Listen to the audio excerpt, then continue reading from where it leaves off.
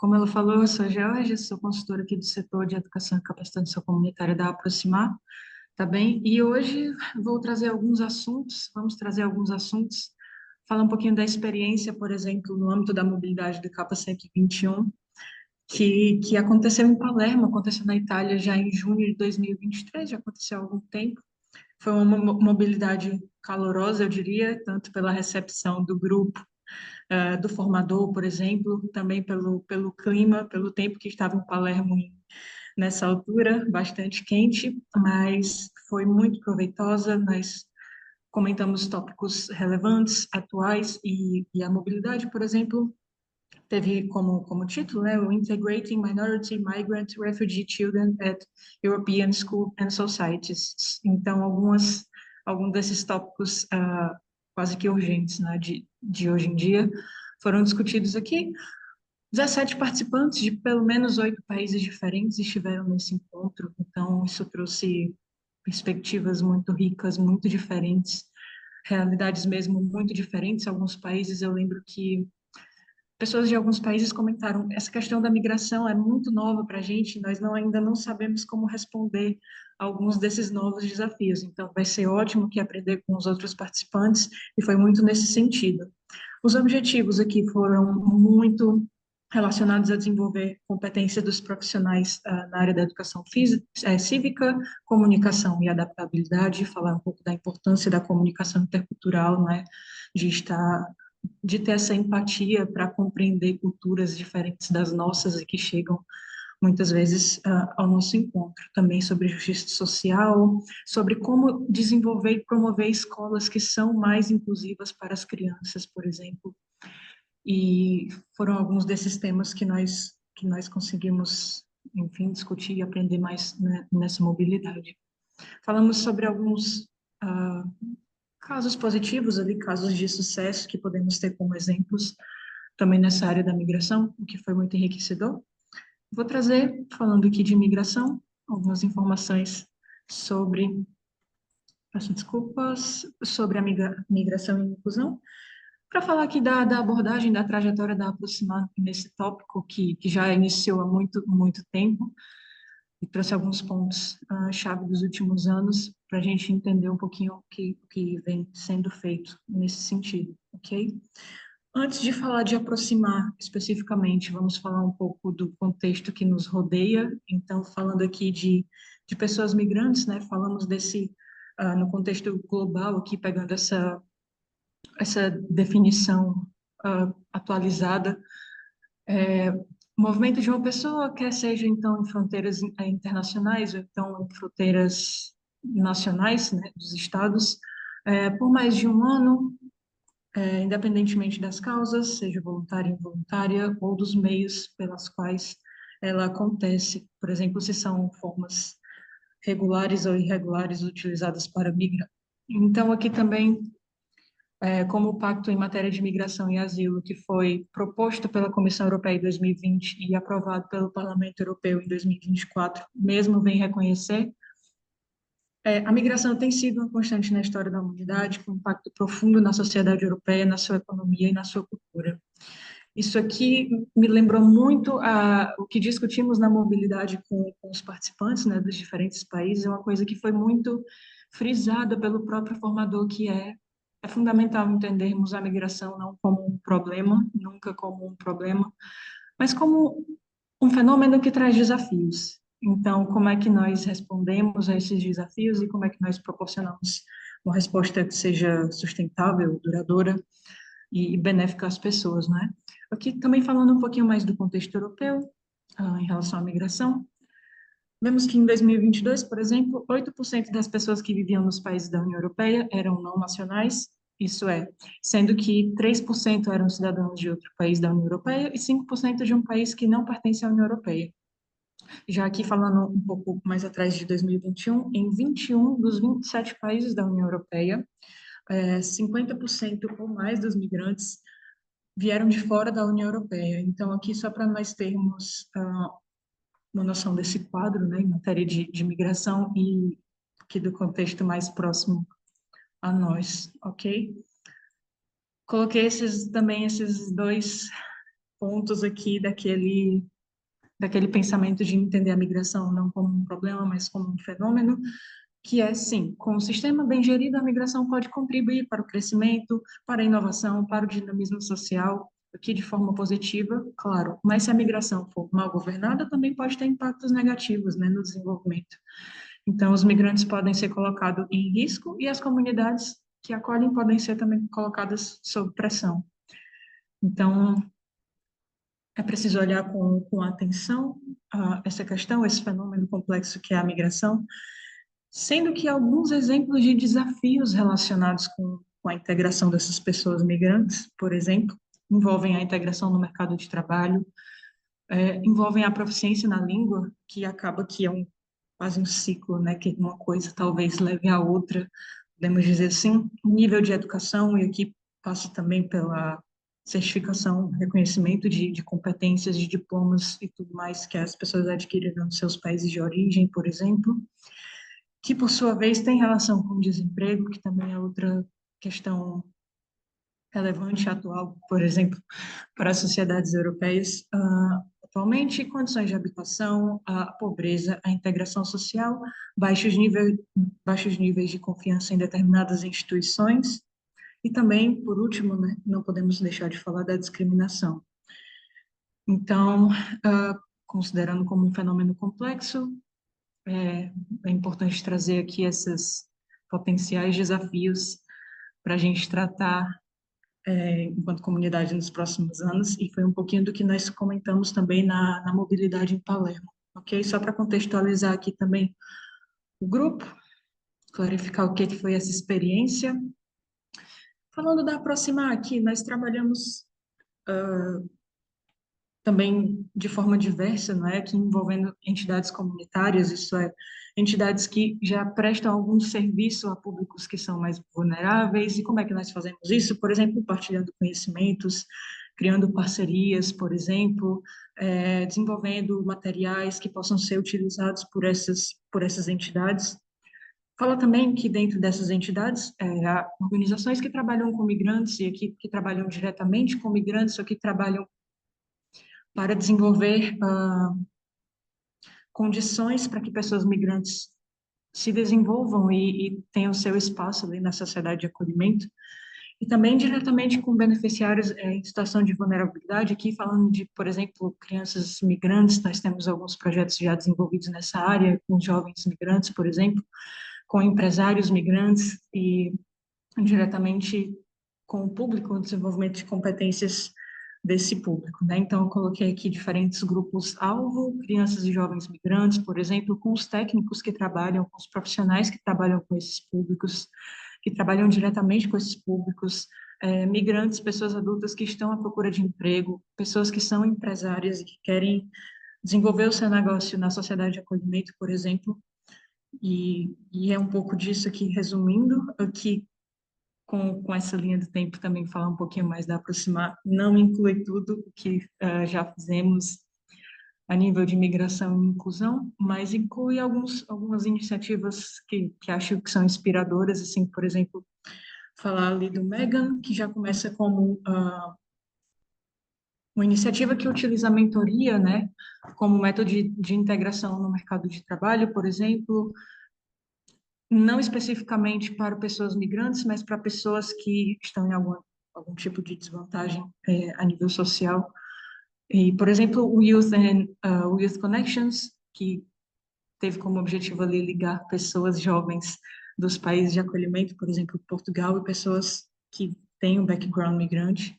Então, para promover essa troca e promover também a inclusão, nós temos o Into Diversity, que teve como objetivo ali gerar uma série de recursos para promover salas de aula e escolas mais inclusivas para pessoas com backgrounds, né, culturais diversos, por exemplo. E aqui o M4M também, em 2019, utilizando o Body System para promover, então, a inclusão de pessoas migrantes recém-chegadas. Nós temos o MUFOCOM, que também quis promover a aprendizagem de adultos, de pessoas migrantes, né, através de abordagens e ferramentas inovadoras. Aqui também incluindo uma componente de desenvolvimento de competências linguísticas, que foi uma coisa que nós vimos no slide anterior como um dos desafios, como o Foucault também teve em conta essa questão da língua, promovemos também algumas sessões de capacitação nesse sentido. Que, por exemplo, o Grace, que envolveu duas coisas que foram a identidade cultural e o gênero, também tentando identificar alguns estereótipos enfrentados por, nomeadamente, mulheres migrantes no mercado de trabalho, com o objetivo de combater, de desafiar esses estereótipos e promover a sua inclusão no mercado de trabalho. Então, aqui já cobrimos algum daqueles grupos alvos só com esses projetos que eu mencionei. Falando ainda mais da inclusão de crianças nesse processo, por exemplo, temos aqui o Eduquino, que utiliza a educação audiovisual, coisas mais relacionadas ao cinema, à imagem, por exemplo, para a inclusão de crianças em situação de migração, promovendo alguns recursos visuais que permitiram trazer tópicos sensíveis, né, tópicos que eram menos comentados, talvez, em sala de aula, aqui de forma mais informal, mais lúdica para as crianças também. O Talk to Me, em 2022, começando já em 2022, trouxe um tema que é muito recente, inclusive nós, em contexto também de outra mobilidade que eu pude participar, percebemos que muitas pessoas ainda nem ouviram o termo mobbing, né, que é quase aqui vou me esticar muito, mas é quase um bullying contra pessoas adultas, por exemplo, no local de trabalho. Não sei se o João Correia, coordenador do setor para economia e empregabilidade, está aqui, se o João se quiser me corrigir, mas fica à vontade. Aqui só para trazer de forma bem simples mesmo o que que é isso, e esse mobbing, impedir o mobbing contra trabalhadores migrantes. Então, aqui é um tema atual que é o mobbing voltado para esse grupo vulnerável, né? Trouxe aqui também uma MUNIT, que apesar de não prever trabalho, atividades especificamente com pessoas migrantes, mas promove essa abordagem mais intercultural, promove essa troca intercultural, não é? Entre jovens, por exemplo, para o desenvolvimento de competências e também querendo partilhar e que consigam desenvolver competências para conseguir, por exemplo, um emprego. Então, aqui são jovens NEET, e o que queremos é incluí-los também nas suas sociedades. Penso que seja isso, um pouquinho da trajetória dos últimos anos. Perfeito. Bom, depois de contextualizar aqui um pouquinho do trabalho da Aproximar em relação à migração e inclusão nos últimos anos, vamos falar um pouquinho então do Six Thinking Hats, são essas três palavrinhas complicadinhas de falar várias vezes, então se eu errar alguma vez, perdoem, vou tentar colocar o inglês aqui todo à prova. O que é que nós vamos falar sobre esse método? Vamos falar um pouco sobre o autor, né? Então, ali quem criou o método, que foi o Edward de Bono, vou dar algumas informações sobre ele. Qual o objetivo? Quais são as vantagens? O que que significa, então, cada chapéu, né, pensado, e alguns exemplos de como podemos utilizar esse método no dia a dia, tá bem? Uma última coisa antes de entrar nisso é por que que eu vou trazer isso, aqui já para fazer a junção entre esse outro tópico que eu comentei anteriormente. O Six Thinking Hats foi um dos métodos que nós comentamos durante a mobilidade para discutir algumas questões que desafiam as organizações. Então, o nosso formador trouxe isso como um exemplo de, ok, isso está acontecendo, o fenômeno da migração está acontecendo, como é que nós podemos pensar em alternativas e soluções para promover sociedades que sejam inclusivas? Ele também partilhou que, a nível de experiência profissional dele, ele já utilizou várias vezes, inclusive para criar empresas sociais em Palermo. Ele conhece pessoas, conhece grupos que já implementaram isso também, que devo dizer que foram muito bem sucedidos. Tá bem? Aqui eu trouxe a nível de curiosidade, não sou uma expert no assunto, vou trazer alguns pontos-chave também, como eu falei, não é? E vamos descobrindo aqui quais são os objetivos, então, quais são os objetivos do Six Thinking Hats. O autor, falar um pouco do Herdeux de Debon, então, esse maltês, né, que nasceu ali em 33, faleceu já em 21, que deixou coisas super importantes, que deixou formas mesmo inovadoras de pensar, de resolver alguns desafios, digamos assim. Foi escritor, foi psicólogo, filósofo, e um dos seus aspectos inovadores, uma das coisas que ele trouxe no seu trabalho foi, por exemplo, o pensamento lateral, né, horizontal, lateral thinking, que é uma forma de ideação que os designers podem utilizar para abordar problemas utilizando um raciocínio que é disruptivo e que não é imediatamente óbvio. Isso é, ele utiliza métodos que são criativos e indiretos, ele vai buscar esse pensamento que é fora da caixa, ele vai instigar ali os grupos a pensarem em ângulos novos e obter ideias, soluções inovadoras. O lateral thinking não vai ser a base do Six Thinking Hats, mas vai ser aqui uma ideia para a gente entender de onde é que o Edward de Bono vem antes do Six Thinking Hats, né? Que na verdade é o pensamento paralelo, que vai ser um pouco depois disso, aqui para entender um pouco do background dele. Penso que seja isso. Certo. Então, o que é o Six Thinking Hats, né? Desenvolvido aqui pelo De Bono em 1985, foi colocado no livro dele com esse nome, que já passou por diversas revisões e que já tem aí algumas diferentes edições. Penso que esse que eu utilizo aqui na fotografia seja de 2016, seja de 2016. Vocês podem encontrar, se tiverem depois interesse, sugiro que eu faça, por exemplo, na Amazon para comprar, e encontrar online aí diversas formas de encontrar esse material. Ok, para que serve esse método? Esse método é, então, utilizado na tomada de decisões, é utilizado em reuniões, discussões de equipas, por exemplo, é utilizado no mundo inteiro, é simples, é robusto e é eficaz, aumenta a produtividade na tomada de decisões, reduz o tempo e os custos, e aqui o De Bono vai colocar alguns exemplos no livro, que ele comparou a nível de júri popular, tomadas de decisões a nível de tribunal, por exemplo, que um júri que precisou tomar uma decisão e que não utilizou o seu método, isso é, não utilizou método nenhum elaborado para tomada de decisões, demorou cerca de 3 horas para chegar a um veredito. E depois outro grupo que utilizou o método demorou cerca de 15 minutos. Então, aqui pensando de forma estruturada, chegaram a reduzir imensamente o tempo. E a nível também das empresas pode ser interessante, porque ele dá exemplo também de uma grande corporação que costumava gastar 30 dias para chegar a uma conclusão nas discussões de equipa e que agora, com o método, gastam 2 dias para chegar a uma decisão final em relação a algum tópico. Por que ele desenvolveu esse método? Ele considerou que, num mundo que é tão complexo, a forma tradicional de pensamento, essa forma ocidental, é muito simplista. Nós estamos preocupados com o que é, não com o que pode ser. Em uma discussão tradicional, uma pessoa dá um ponto de vista e outra, se não concordar, dá outro ponto de vista. E elas, então, precisam decidir qual está correta. E a que não estava correta vai ser ignorada e deixada de lado.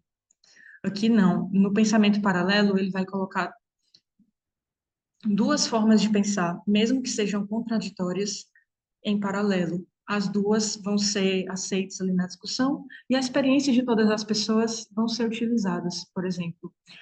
Então, aqui, ele critica esse pensamento que está muito preocupado com a análise, com o julgamento, com a argumentação, com o estar correto e estar errado, e vai dizer que talvez possa existir uma outra forma mais preocupada nesse caminho a seguir, que permite que todas as pessoas olhem numa mesma direção, que o assunto em questão seja explorado por inteiro e que as pessoas consigam efetivamente chegar a uma decisão.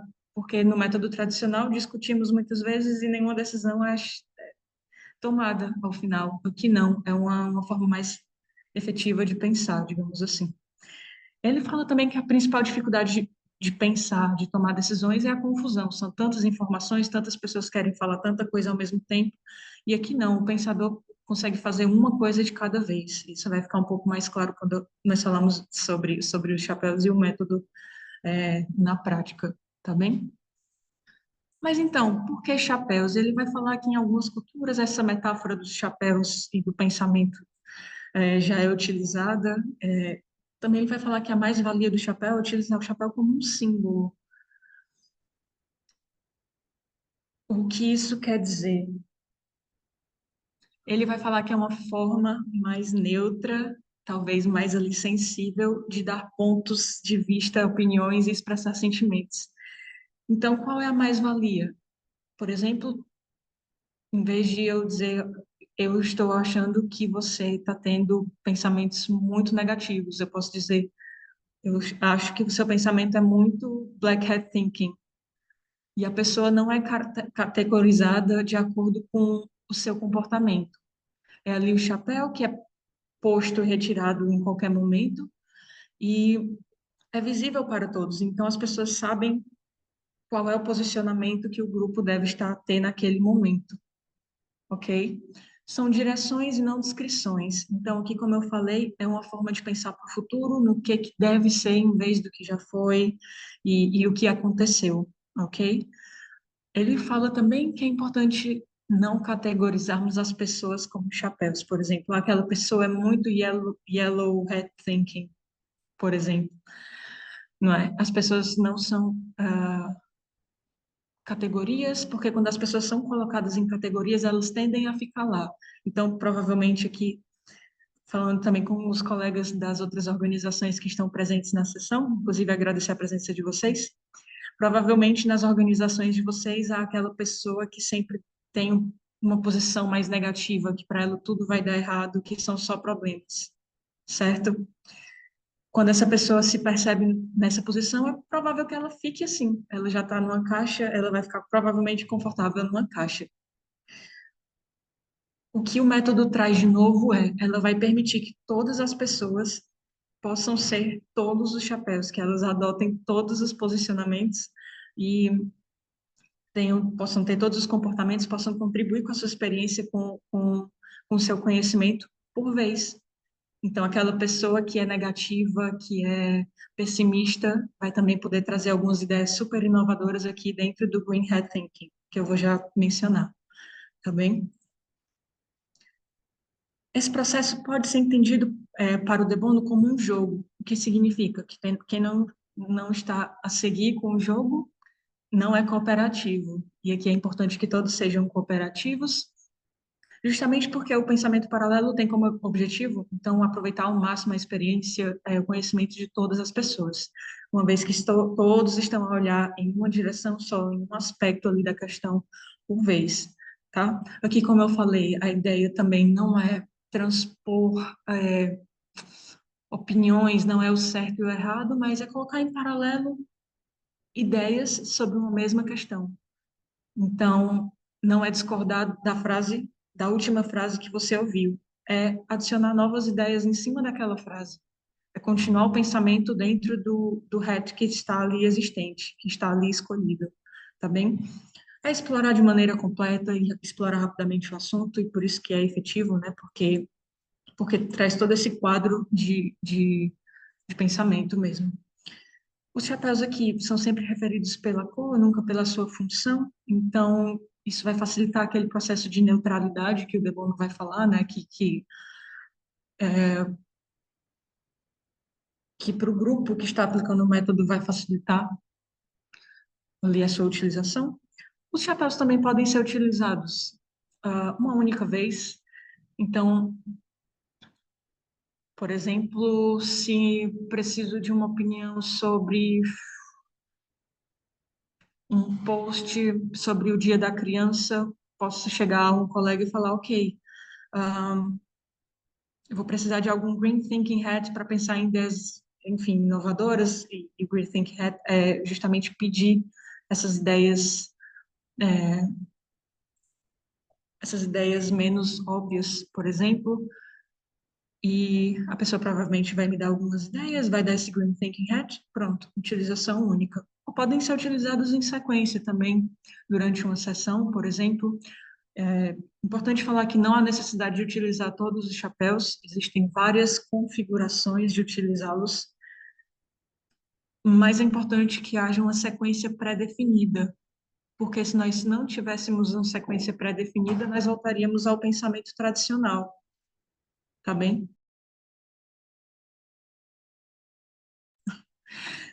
Então, nós voltaríamos àquele pensamento tradicional, que é uma pessoa fala, depois a outra discorda, não chegamos a conclusão nenhuma, e isso vai totalmente em oposição ao método do De Bono, certo?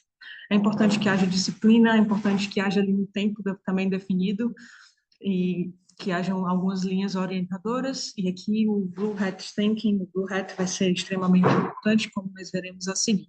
A gente vai falar um pouquinho sobre o significado de cada um, vai ficar mais claro.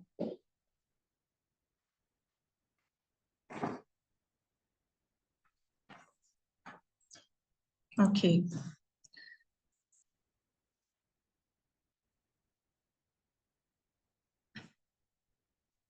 Vamos então ao que significa cada chapéu? Vamos. O primeiro que o De Bono vai trazer é o White Hat, tá? E ele vai utilizar algumas metáforas para descrever cada chapéu que eu acho que são úteis. Ele vai falar que a metáfora para o White Hat é uma folha de papel. Então, pensem numa folha de papel que está ali exclusivamente para procurar e apresentar informações. Esse chapéu é neutro, ele é objetivo, ele não é utilizado para gerar ideias. Tudo que está ali são fatos verificáveis, não é nada ligado à interpretação dos fatos, à extrapolação dos fatos.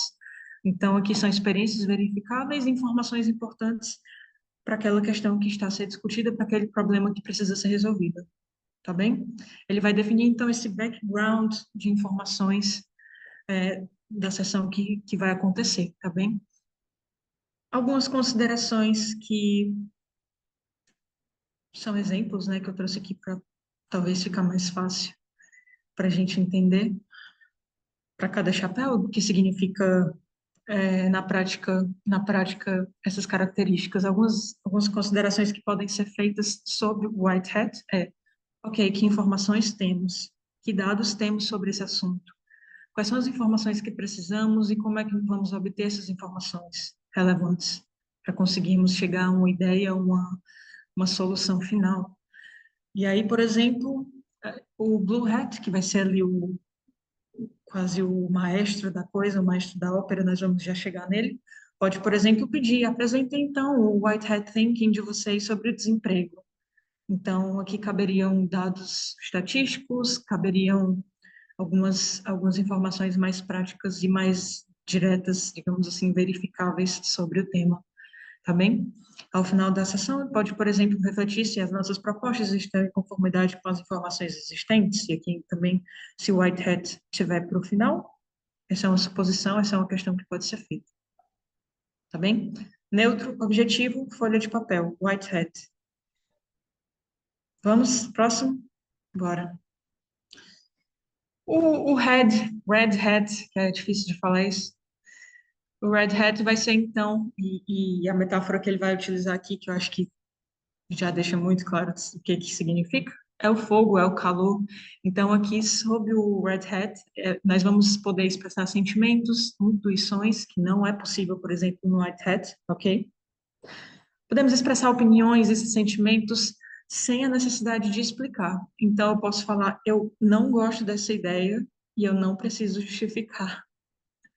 Eu tenho a intuição que isso vai dar muito certo e eu não preciso justificar. Aqui são os sentimentos, são as intuições. Ele vai falar que, claro, que as intuições não são infalíveis, nenhuma intuição é infalível, mas quanto mais experiência uma pessoa tem, mais intuições ela vai ganhando, né? Ela vai desenvolvendo ali, essas intuições podem ser úteis. Inclusive, essa é uma das críticas que ele vai fazer em relação ao pensamento tradicional, que é o pensamento tradicional está tão preocupado com a ciência que nós não valorizamos as experiências e as intuições das pessoas nos processos. Então, aqui ele vai trazer essa oportunidade para todos partilharem as suas emoções, como se sentem em relação tanto à discussão como ao problema, à questão que está ali sendo discutida. Não há necessidade de validar os sentimentos, e é claro que essa expressão de sentimentos vai variar, né, entre as diferentes culturas, tem uma base individual e pode ser é sempre aplicada a uma ideia, a uma situação específica. Então, você vai falar em relação a alguma coisa específica. Ele diz que, por exemplo, se eu pedir um red hat thinking em relação a... Me deem um red hat thinking de vocês em relação ao excesso de chuva. Vocês não podem falar, ah, mas eu amo quando está muito sol. Não, vocês precisam falar sobre o excesso de chuva. Então, é sobre uma situação específica, manter o pensamento no que foi pedido, tá bem? Exemplos de considerações. Sinto que essa ideia tem muito potencial, é uma ideia muito interessante. Não pergunte o motivo, mas eu não gosto desse acordo. É horrível, é terrível. Ou então, meu instinto diz-me que esse negócio nunca vai ser muito bem sucedido, ou o meu red hat thinking diz-me que, por exemplo, você quer se opor à fusão para preservar o seu emprego, e não para beneficiar os acionistas. Aqui é quase uma oportunidade para mesmo para expressar os sentimentos e as intuições dos participantes em relação ao processo, tá bem? Aqui temos o Black Hat. Para ele, o De Bono não vai trazer metáfora, mas ele vai dizer que é o chapéu mais utilizado e é provavelmente o chapéu mais importante, porque é o chapéu que é relacionado à cautela, com o cuidado e à sobrevivência. É engraçado que ele vai falar que é o chapéu que nos impede de fazer coisas que são ilegais, que são perigosas, que não são lucrativas, que são poluentes, que não são sustentáveis. Então, é aquela cautela, é aquela consideração dos riscos que podem existir no processo, ok? É o que indica as dificuldades, os possíveis problemas, por exemplo. E o De Bono vai falar que o pensamento ocidental, por exemplo, é a base do pensamento crítico, né? É útil e na avaliação de uma ideia no sentido de, ok, devemos seguir ou não com essa ideia? Quais são, então, aqui os riscos que nós precisamos considerar? Ou então, na fase mesmo do desenho da ideia, que é considerar as coisas que podem ser melhoradas, por exemplo, no desenrolar do processo. Os pensamentos devem ser sempre lógicos e fazer sentido. Esse quase pessimismo aqui tem que ser um pouco justificado, ok? Senão seria só um red hat thinking, seria só a expressão de sentimentos, e aqui não, é uma coisa mais lógica, que precisa mesmo ter alguma base, ok? Ele vai falar também que durante uma sessão, sob esse chapéu, os participantes podem fazer algumas críticas ali, observação ao processo em si, tá bem? Quais são os riscos, então? Quais são os riscos que podem surgir no desenrolar dessa ideia, se tocarmos essa ideia para frente? Temos que estar cientes dos possíveis perigos para estarmos atentos a eles. Precisamos de um black hat thinking aqui. Isso é uma coisa que o blue hat diria, né? Então, o que acontecerá se tomarmos essa medida? Como é que as pessoas vão reagir? Devemos prosseguir com essa sugestão ali na fase da avaliação, né? Se devemos ou não seguir com essa ideia? E quais são os pontos fracos que precisamos ultrapassar, justamente no desenho das soluções, tá bem?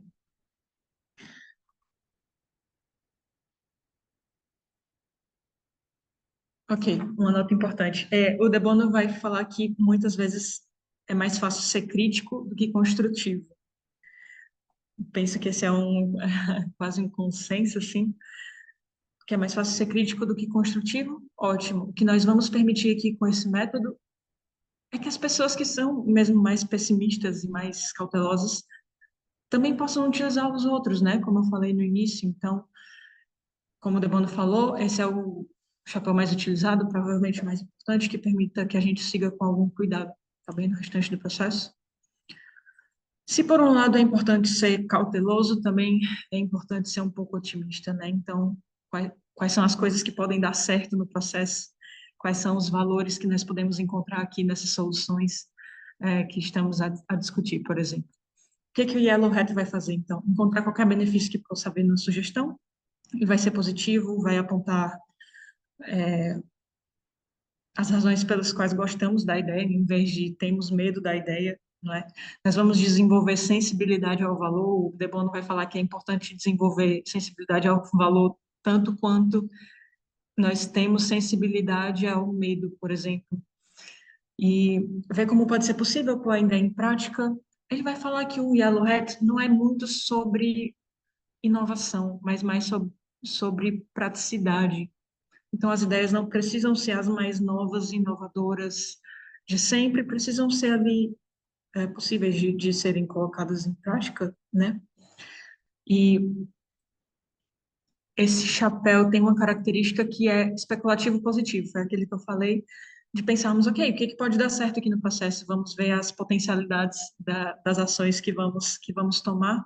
É uma procura deliberada do positivo, e ele fala que é importante nós colocarmos esses pontos positivos no papel, é importante serem falados, porque mesmo que seja uma ideia mirabolante, se ela não está no mapa, nós não vamos conseguir nem decidir se ela é possível ou não. Então, é importante que as pessoas venham com essas soluções, com esses aspectos mais positivos, tá bem? Então, exemplos de considerações do Yellow Hat. O aspecto positivo é que agora sabemos como é que ele vai atuar, a incerteza acabou. Então, aqui, um posicionamento mais positivo em relação a alguma situação que o De Bono trouxe no seu livro. Então, você disse-me todas as informações pelas quais não gosta da ideia e porque é provavelmente que vai falhar, né? Que é provável que vai falhar.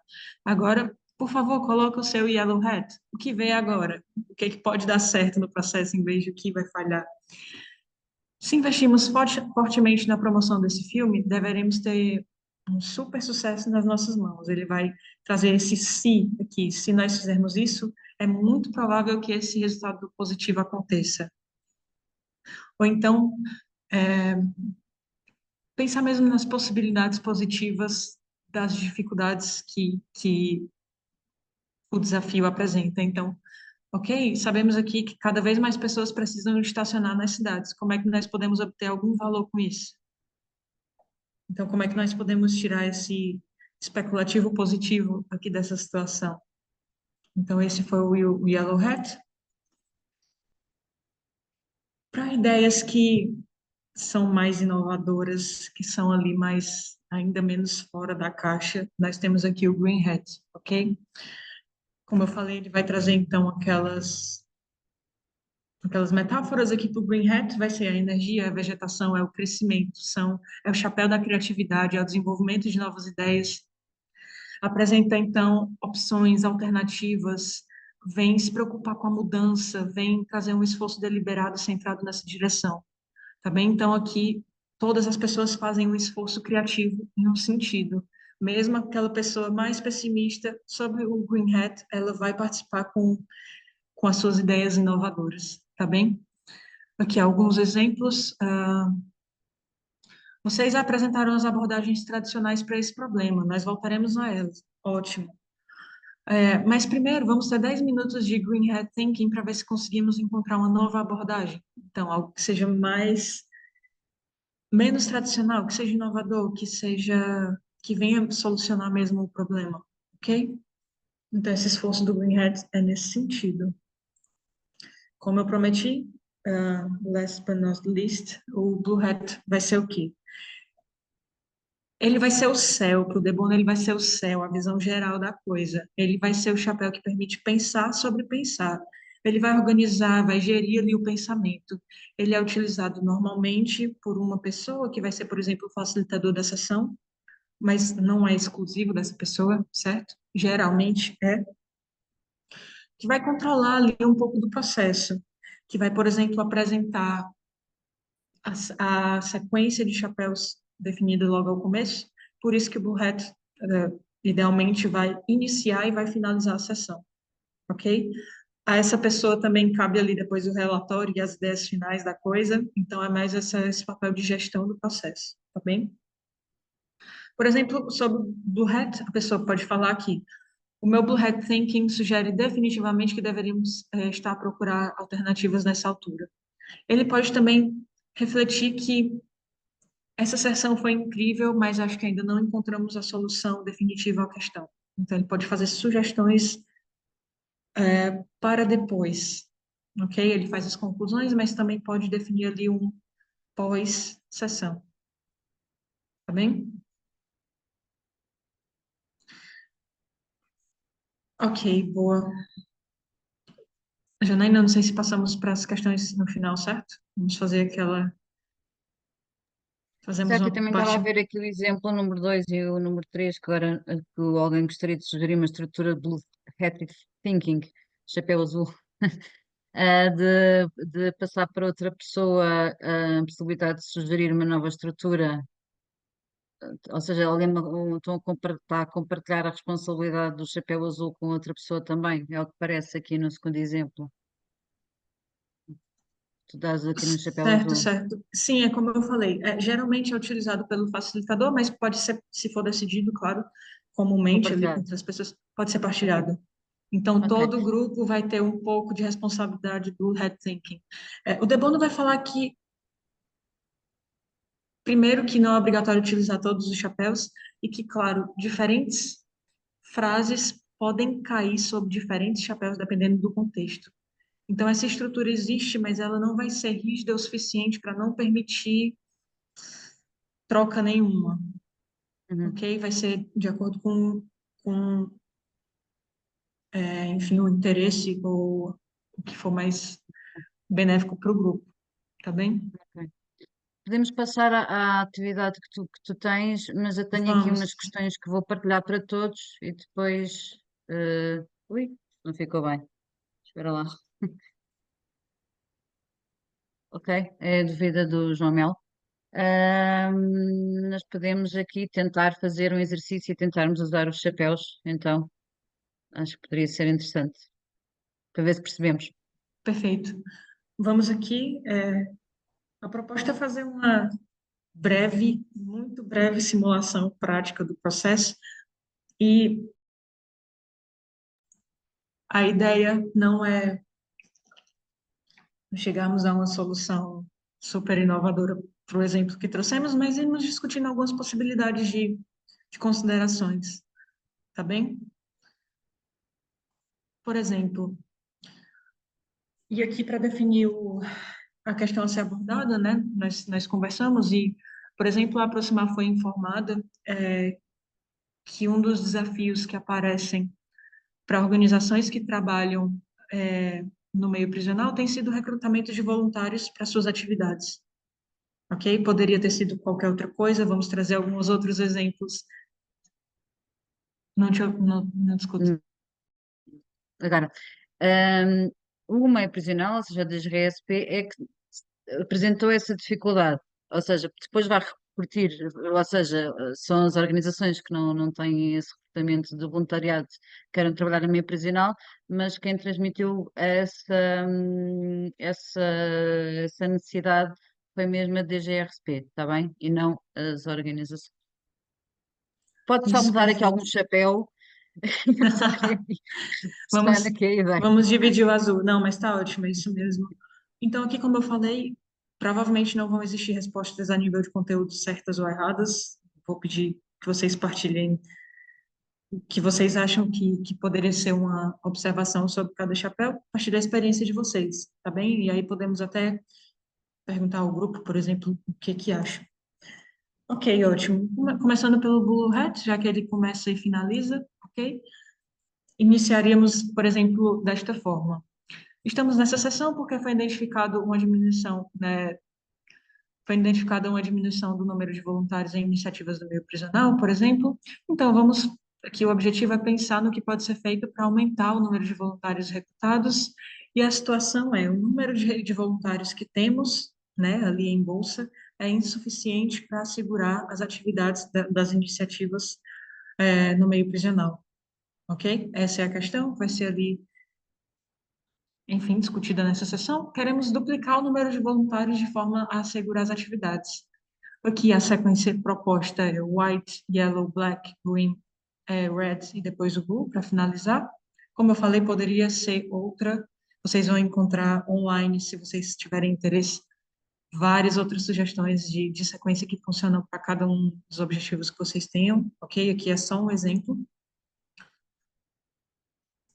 Começando pelo white hat, aqui eu coloquei um dado que traz justamente que informações temos, onde vamos buscar as informações. Eu gostaria de, depois que eu ler essa proposta de reflexão, vocês partilhassem outros dados que poderiam surgir aqui. Por exemplo, hipoteticamente, no ano passado, 70% dos voluntários das iniciativas no meio prisional eram profissionais em início de carreira. Isso vem sob o White Hat porque é um dado verificável, porque não envolve sentimentos, certo? É ali essa Queres que as porcentagem. pessoas respondam? Queres que respondam com o escrito? Se as pessoas quiserem partilhar e dar sugestões, ou queres que liguem o microfone e que falem? Eu escrevi Estão à vontade se quiserem ligar o microfone, para se falar. puderem. Ok. Eu escrevi antes da pandemia, havia mais voluntários a meio prisional. Ok, certo. Isso é verificável, certo? Isso é um dado que podemos. Uhum. De novo, a nível de conteúdo não precisa estar certo ou errado, aqui é mais a nível de formato mesmo. Que informações são relevantes que vão poder ser utilizadas, por exemplo, na formulação Podia de uma ser resposta? interessante sabermos o número de voluntários distribuídos pelos estabelecimentos prisionais do país, são mais mulheres ou homens, a idade, a profissão, o horário que preferem, Certo. a altura do ano, de Então, verão, ou que assim. informações Se têm precisamos, certo? background Isso. social, são estagiários, formados. Que informações A precisamos? Teresa Muito bem. Sousa diz os motivos pelos quais abandonaram o voluntariado. Certo. Isso pode ser Aqui depois é um fato ou seja, verificável. para os chamarmos. Ok. Isso, perfeito. Obrigada, Teresa, por essa frase, porque por coincidência também coloquei algo depois sobre isso, sobre esse pensamento. Enfim, White Hat, fatos verificáveis, a informação que precisamos é o background. Vamos supor que eram mais homens do que mulheres, tudo isso é verificável, ok? Então, o Yellow Hat vai pensar nos aspectos positivos, naquela parte especulativa positiva, vai pensar, ok, se contratarmos as pessoas que já foram voluntárias, contratarmos entre aspas, né? Se recrutarmos as pessoas que já foram voluntárias nas nossas atividades, mas deixaram de ser, então devemos conseguir que voltem a participar e aumentamos o recrutamento, que vamos ser um pouco otimistas sobre o processo, se também podem ser soluções que já são tomadas nesse sentido, ok? Não precisam ser A vamos Teresa diz: vamos usar os testemunhos dos voluntários para motivar outros.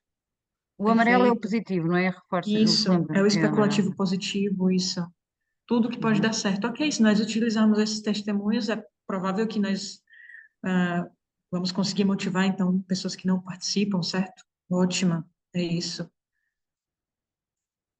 Vamos seguindo. Então, aqui, testemunhos, encontrar o motivo pelas quais as pessoas desistiram dos processos, mas quais são os pontos fracos dessas alternativas? Qual é o ponto fraco de conseguir esses testemunhos? O que é que pode dar errado em conseguir esses testemunhos para motivar, se essa for a solução? Mas agora só falamos dos testemunhos ou da ideia geral? Sim, aqui vai ser Ok. com, vamos Sim, seguindo mas com agora essa só ideia falamos que foi dada. dos testemunhos. Agora Isso. pegamos nos testemunhos. Ok. Essa foi a ideia até agora. Vamos seguir com ela. Podem Ah, não, se tivessem dado 4 ideias, pegávamos nas 4 ideias. exatamente. Ok. E aqui é só porque o nosso tempo é mesmo curto, tá bem? A Teresa diz, relativamente ao Black Hat, a cena Teresa se é sobre o chapéu preto, um jovem não se identifica com uma pessoa mais velha, por exemplo. Ótimo. É Isso é isso. sobre o testemunho, não é? Porque a Geórgia estava a Isso, perguntar porque é que aquela estratégia pode não funcionar. Sim. isso. Perfeito, Teresa. Quais são os riscos desse processo? Por exemplo, como é que nós vamos conseguir esses testemunhos e se nós não tivermos equipe grande o suficiente para conversar com essas pessoas, como é que nós vamos resolver isso? Então, aqui no Black Hat são todos os aspectos de cautela, são todos os riscos. E aqui mesmo, só porque nós não temos tempo, nós estamos seguindo mesmo de forma bem simplista também. Com o Green Hat, então. Ok, então como é que nós podemos ultrapassar essas dificuldades de Este é o criativo, conseguir? não é? Esse é o criativo. Ah, Vamos lá, é o fora da ideias. caixa. É o fora da caixa. E não há certo nem errado. Eu só me estou a proteger antes de começar a dizer as minhas ideias. Certo, certo. Aqui é em paralelo. Aqui Então, é em não devia aberto paralelo. no estabelecimento prisional para para as pessoas irem lá. Certo, certo. E quem sabe nesse dia aberto nós conseguimos, então, os testemunhos? Ouvirem as pessoas em privação de liberdade falarem da situação, conhecer outros voluntários, já fora do estabelecimento prisional, ouvir os testemunhos in loco, não é? Falando de testemunhos. Exato. São Teresa, chuta ideias, aí, estás a são. escrever. Vai. E aqui, Fala, só, mais só rápido. para dar um. Pode falar assim, Tereza, eu vou ler o seu comentário aqui, só para justificar aqui, uma vez que eu fiz isso, claro, antes da sessão começar, uma das ideias que eu incluí foi: ok, vamos supor então que nós podemos fazer acordos com as empresas para que as horas que as pessoas invistam fazendo voluntariado possam ir para o banco de horas delas. Uhum. A Teresa diz também divulgar junto de alunos da área de Direitos, Justiça, Criminologia, Direito e Psicologia. Ok? E se nós fizéssemos uma super campanha para que 20 horas por mês de voluntariado virasse um ECTS em unidades curriculares ligadas ao assunto? Por que não? Mais ideias? Vamos? É isso, ideias. Nós aqui, Ah, ninguém foi pessimista até agora. Nós provavelmente teríamos muitos motivos para ser. Mas é isso, colocarmos mas o Green ideias, Hat é sempre positivo. é sempre ideias que podem solucionar, tá Ok. bem? Tá ótimo, porque ninguém colocou sentimentos, ninguém falou. Minha intuição é que a nível macro isso não vai funcionar, ok? Perfeito. Vamos que os murros. E aqui viemos já com 3 ideias, por exemplo, ah, Ok. essa do banco de horas, essa dos STS e essa de coletar os testemunhos, certo? Por exemplo, ótimo. Então vem o Red Hat e me digam qual a intuição de vocês em relação a essas 3 alternativas, quais vocês acham que poderia ser a mais.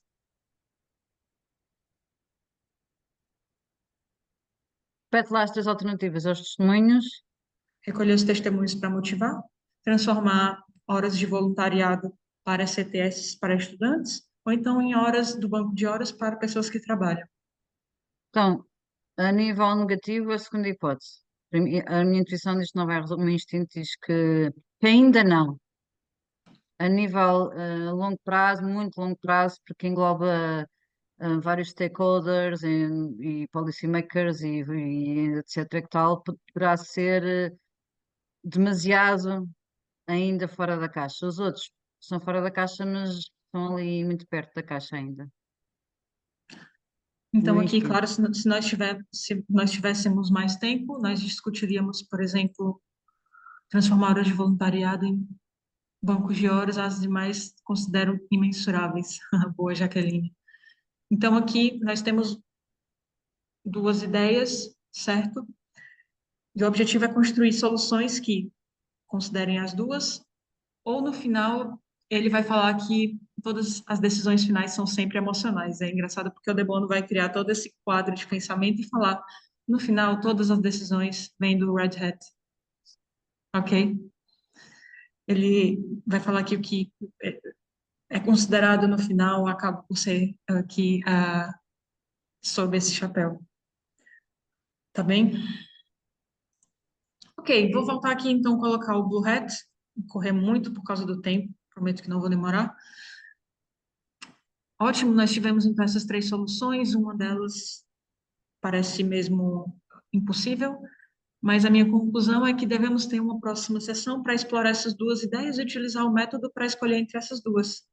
Então, em vez de procurar uma solução abstrata do zero, nós já podemos decidir entre 2 soluções que estão aqui, falar os aspectos positivos e negativos e considerar todas as duas de forma integral, tá bem? Então, em 10 minutos, nós criamos aqui 2 possíveis quase início de plano de ação, ok? Se tivéssemos mais tempo, conseguiríamos ter falado muito mais. E aqui fica o nosso desafio, que é, para quem tiver interesse, sugiro que leiam, então, a obra do De Bono, que procurem mesmo o Six Thinking Hats, A última edição também é ótima, é fácil de ler, ele traz muitos exemplos mesmo. Compartilhem conosco o feedback de vocês, se conseguirem implementar com as equipes para criar soluções inovadoras a questões que provavelmente já circulam há muito tempo, também que desafiam já vocês há muito tempo, porque, pelo que falamos aqui, só para fazer algumas conclusões, ele vai permitir justamente que os pensadores, nesse caso somos nós, lidem com um aspecto de cada vez. Então, nós não somos otimistas, pessimistas, trazemos informações tudo ao mesmo tempo, nós estamos todos a olhar na mesma direção. Por que que isso é importante? Porque isso aproveita a experiência e o conhecimento de todos, tá bem? Trazemos os nossos backgrounds ali, tudo que é nosso para essa discussão. Nós conseguimos alcançar decisões, permitir que todos olhem na mesma direção, tá bem? Aumentar a produtividade do tempo, que em 15 minutos, 10 minutos nós pensamos em uma solução do zero. Se é possível de ser realizado ou não, isso já é uma outra questão, mas é justamente esse pensar fora da caixa, tá bem? Trouxemos esse exemplo das atividades em meio prisional, poderiam ser vários outros exemplos, além daquele exemplo das empresas, por exemplo, do setor público que eu comentei no início, que são exemplos trazidos pelo De Bono. Que outras questões nós poderíamos tratar com esse método enquanto ONGs, cooperativas, solidariedade social, por exemplo, organizações do terceiro setor, organizações que trabalham com pessoas migrantes. Aqui estão alguns exemplos. Poderá ser, então, útil para a tomada de decisões, para aumentar o número de participantes em eventos, para diversificar fontes de financiamento, para aumentar a participação de meninas e mulheres nas iniciativas, por que não? Assegurar a disseminação dos resultados, definir parcerias e colaborações, então definir ali, escolher entre um grupo de possíveis parceiros, utilizar o método para decidir quais seriam os mais viáveis, por exemplo, para tal iniciativa, definição de grupos-alvo, beneficiários, propor atividades internas visando a sustentabilidade ambiental e muito mais, tá bem? Então, essa é a nossa proposta, experimentem o método com muito mais tempo do que nós tivemos aqui. Fiquem à vontade para partilhar feedback, nós gostamos de receber o feedback de vocês. Não sei se temos perguntas, tempo para perguntas, na verdade, Aqui, Janaína. para não passar mais do tempo, a questão que eu recebi até ao momento foi do João Melo, que eu enviei para ti. Se depois puderes então responder-lhe, se calhar aqui fora, para não passarmos mais tempo, já passa das 4. Ah, Se tu passares para baixo, tem os nossos contactos, se alguém quiser partilhar connosco as questões. Ah, e se calhar dava encerrado este webinar. Agradeço-te a ti e agradeço a todos por estarem a assistir. Partilhar também aqui convosco os links para nossas redes sociais, para quem não segue e se quiser seguir, tem o Facebook, o Instagram e o LinkedIn. Pronto, foi muito enriquecedor aprender sobre estes chapéus pensadores e de formas de pensarmos sobre uma situação. Acrescento que a gravação ficará disponível no nosso site e no Facebook. Termino com agradecimento à Agência Nacional Erasmus+, e à iniciativa Capa 101 Educação de Adultos, que proporcionou a tua ida a Palermo. E agradecer principalmente a vocês todos que estiveram aqui a ouvir e a partilhar ideias também. Então, até breve e encontramos novamente no dia 1 de outubro, que é o próximo webinar, que é sobre a aprendizagem no século XXI, muito interessante. Então, obrigada a todos, obrigado, Jorge. Obrigada. Boa tarde, obrigada.